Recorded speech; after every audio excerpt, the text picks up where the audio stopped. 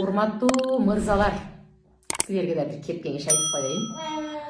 Аялдарды айтып атам мен, келген каттарга карап, күйөөлөрүңөргө жакшы мамиле кылгыла, урматтагыла, сыйлагыла, жакшы сөздөрүңөрдү айткыла деп.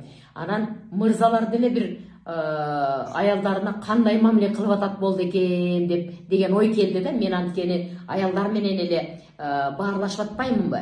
Ошондон силер дагы ошол аялыңардын кандай кызматтарды аткарып атат, бир канча балдарды төрөп атат, аларды чоңойтуш кандай кыйын. Бири балдар бакчасына барат, бири эмеле төрөлдү, бири мектепке барат, чалды кемпир бар, ата энеңерди карап атат.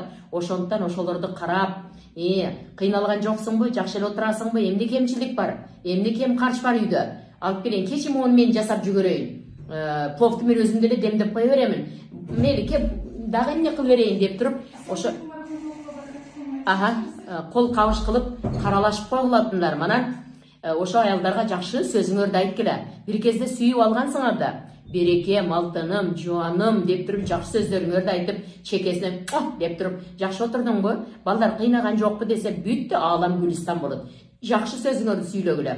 Анан баягы аялдар иш менен алек болуп, балдар менен болуп, эмеле төрөп келип, неме кылып кыйналып атканда, башка жактарга кетип калбагыла алтындарым. Ошол аялдар менен, ошо ак никедеги аялдар менен гана болуп жүргүлө дагы, кичине сабыр кылгыла, биргелешип үйдө жумуш кылгыла.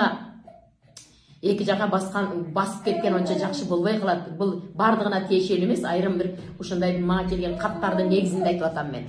Ошондуктан силер дагы жакшы ширин сөзүңөрдү айткыла, жакшы көрөм деп айткыла, ыраазы болсоңор, мен ыраазымын сага, алтыным деп бир эркелеткен сөзүңөр менен аялыңарга кайрылып, мен сага ыраазымын, карачы, уул десем уул, кыз десем кыз, бардыгын карап атасың, берип атат Аллахым бизге деп туруп, сөзсүз жакшы сөзүңөрдү айтып койгула алтындарым. Ушул мен силерге насаат айтып коеюн.